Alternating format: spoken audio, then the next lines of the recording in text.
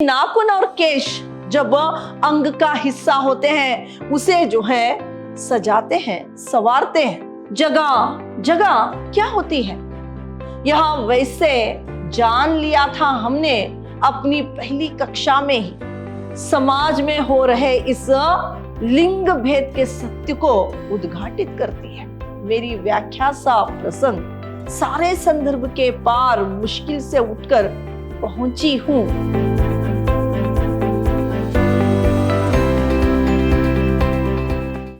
प्रणाम, मैं Rihanna yes, अति उत्तम विद्याश्रम की हिंदी प्रवक्ता। मेरे 4th सेमेस्टर के बीसीए के जितने भी विद्यार्थी, आप सबका मेरी कक्षा में स्वागत।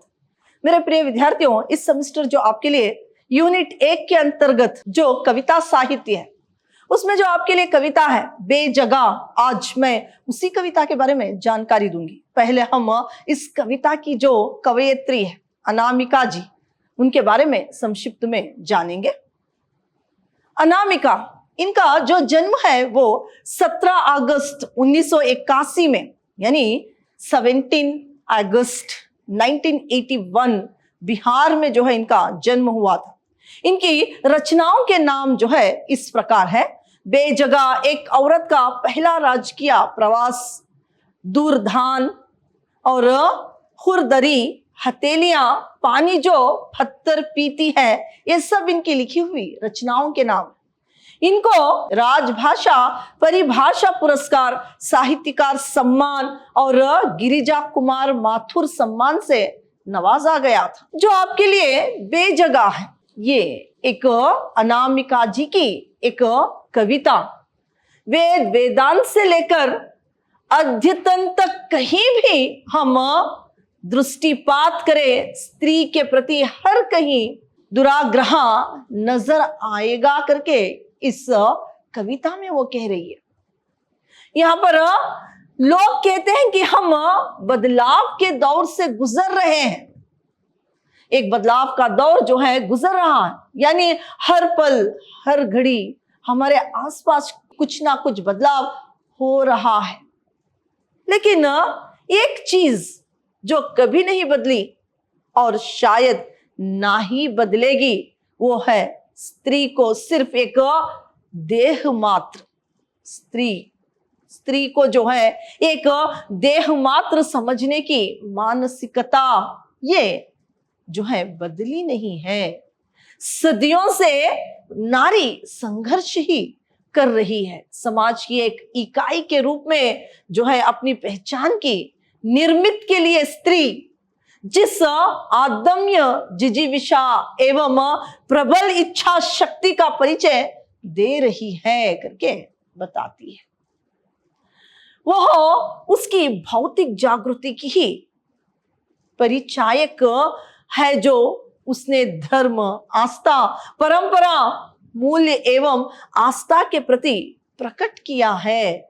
वर्तमान समय में नारी पुरुष वर्ग से प्रतिस्पर्धा ना करके केवल उसके समक्ष एक मनुष्य होने के नाते प्राप्त होने वाली अधिकारों की मांग कर रही है। एक मनुष्य होने के कारण अधिकारों का मांग कर रही है। वो कभी पुरुषों के विरोध नहीं गई है करके अनामिका इस एक कविता में कह रही है। तो यहाँ पर देखिए, वो पुरुष के अस्तित्व को ना नकार कर एक सहनागरिक की तरह अपनी पहचान स्थापित करना चाह रही है। इसके लिए उसका जो सारा जोर अब तक प्रयुक्त जो है मिथकों का अस्वीकार और स्वतंत्र इंसान के रूप में अपनी स्वीकृति का है। महादेव वर्मा के शब्दों में, संसार के मानव समुदाय में वही व्यक्ति स्थान और सम्मान पा सकता है, वही जीवित रह सकता है जिसके हृदय और मस्तिष्क ने समूचे विकास जो है पाया, और जो अपने व्यक्तित्व द्वारा मनुष्य समाज से भौतिक संबंध भी स्थापित करने में समर्थ। एक स्वतंत्र व्यक्तित्व के विकास की सबको आवश्यकता है। कारण बिना इसके ना मनुष्य अपनी इच्छा शक्ति और संकल्पों को अपना कह सकता है और ना अपने किसी तथ्य को न्याय अन्याय की तुलना पर तोल सकता है। तो यहाँ पर देखिए, नारी सदियों से वही है। संसार की हर एक चीज, हर एक वस्तु बदल रही है, बदलाव आ रहा है, प्रगति हो रही है। नारी को इस पुरुष प्रधान देश में, जहां पर जो पौराणिक समय से लेकर अब तक उसी तरह का उसका एक संघर्ष नारी का बना हुआ है, ये सारी बातें करते हुए जो है अनामिका ने इस कविता को लिखा है। तो इसका पहला पद्यांश जो है इस प्रकार है। अपनी जगह से गिरकर कहीं के नहीं रहते, केश औरत और नाखून अन्वय करते थे किसी श्लोक को, ऐसे हमारे संस्कृत टीचर, और मारे डर के जम जाती थी हम लड़कियां अपनी जगह पर, करके पहले स्टैंजा को लिखती है।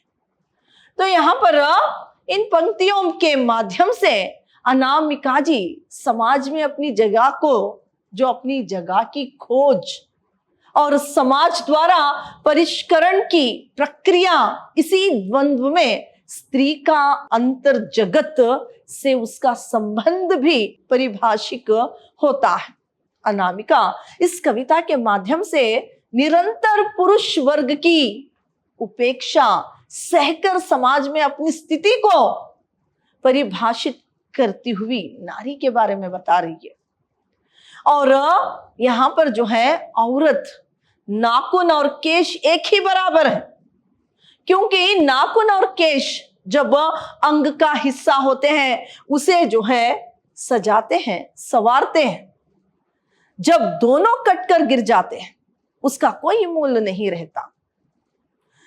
ऐसे ही हाल स्त्री का है, उसी तरह स्त्री के लिए कोई जगह नहीं है करके यहां पर कवयित्री कह रही है कि जब हमारे संस्कृत टीचर एक श्लोक इस तरह से पढ़कर बता रहे थे तो हम सब लड़कियां एक जगह डर कर जम गई थी करके इस एक पद्यांश में जो है लिखती है।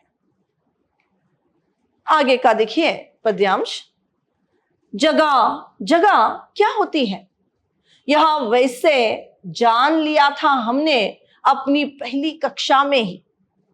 आरंभिक पाठों का राम पाठशाला जा, राधा खाना पका, राम आ बादशाह खा, राधा झाड़ू लगा, भैया अब सोएगा जाकर बिस्तर बिछा, आहा नया घर है, राम देखिए तेरा कमरा है, और मेरा वो पगली लड़कियां हवा धूप मिट्टी होती है, उसका कोई घर नहीं होता। इस तरह से यहां पर लिखती है। तो इस पद्यांश में यहां पर अनामिका जी कह रही है कि विभिन्न स्तरों पर जाने अनजाने प्रदर्शित भी करती है। इन पद्यांश के जरिए, इन पंक्तियों के माध्यम से जो है कवयित्री विभिन्न स्तरों पर जाने अनजाने प्रदर्शित भी करती है। अनामिका प्राथमिक शालाओं में पढ़ाए जाने वाले गैर जनतांत्रिक पाठकों के केंद्र में रखकर समाज में हो रहे इस लिंग भेद के सत्य को उद्घाटित करती है। इस तरह से लड़का और लड़की में फर्क किया जाता है उसको यहां पर बता रही है, और इसी सत्य को वो कह रही है।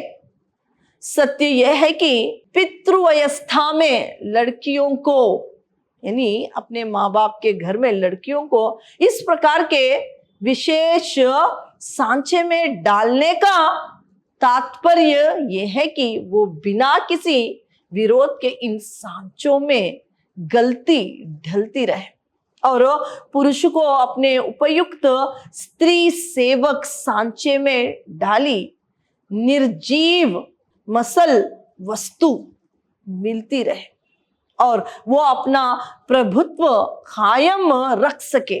अनामिका बता रही है कि स्त्री पुरुष में भी भिन्नता घर की रसोई व आहते में शुरू होती है। तो यहाँ पर वो बताती है लड़कों को स्कूल जाने का आग्रह करते हैं और लड़कियों को रसोई में जाकर खाना बनाने का एक आग्रह किया जाता है, उसे आदेश दिया जाता है।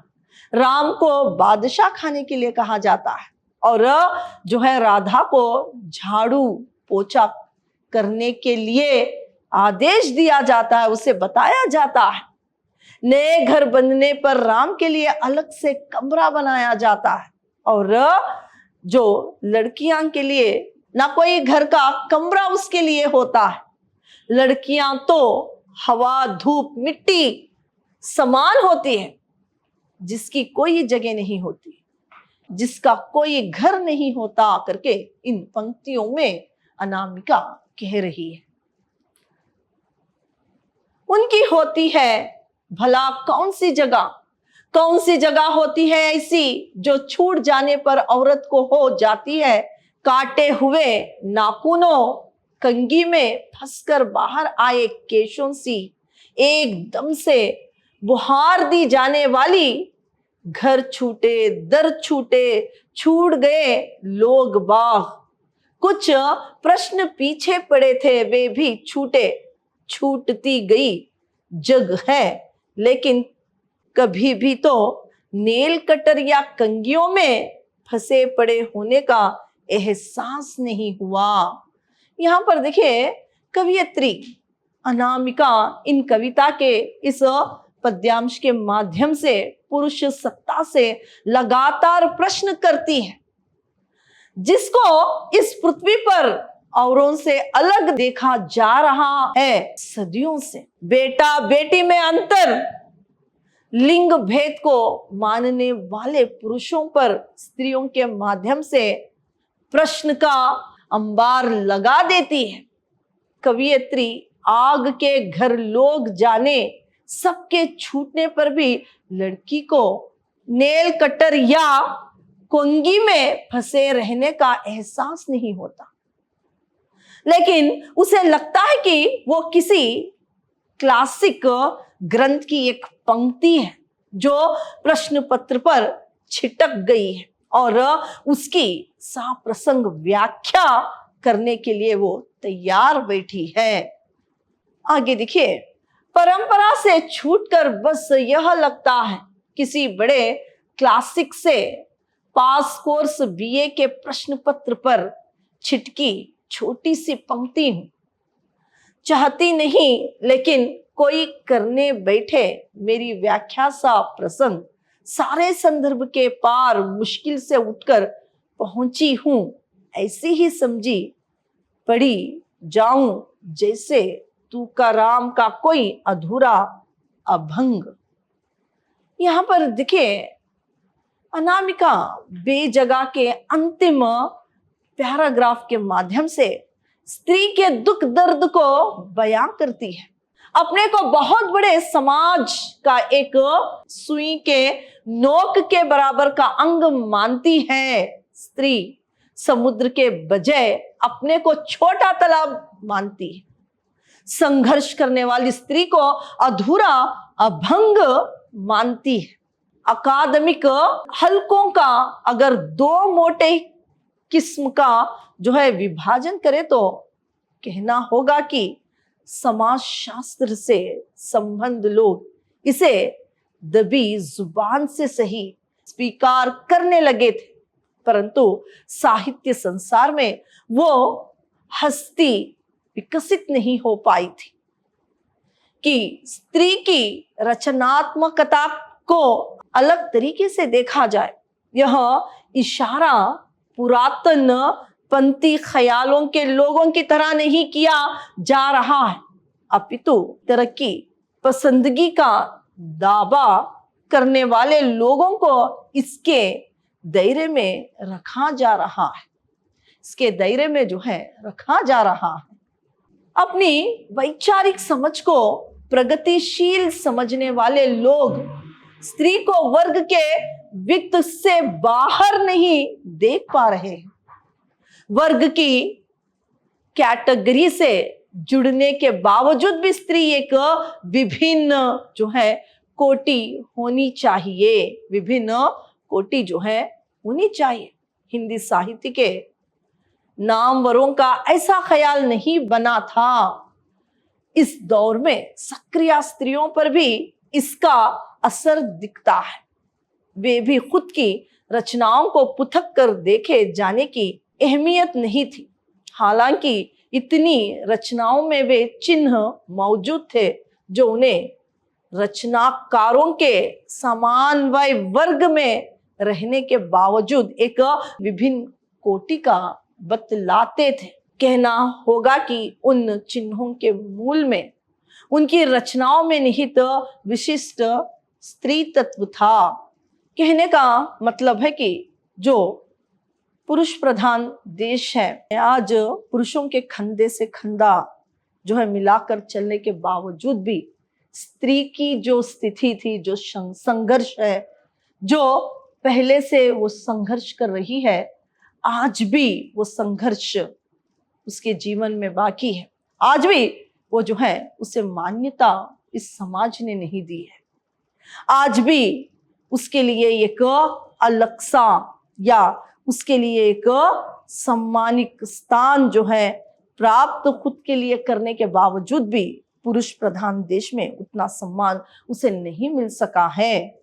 आज भी वही मानसिकता के लोग इस समाज में मौजूद हैं और ये सारी स्त्री की जो बातें हैं, स्त्री के लिए जो स्थान चाहिए, किस तरह से स्त्री जो है अपने हक के लिए, अपनी जगह के लिए जो है संघर्ष करती है, ये सारी बातें करते हुए इस एक कविता को अनामिका ने लिखा है। धन्यवाद।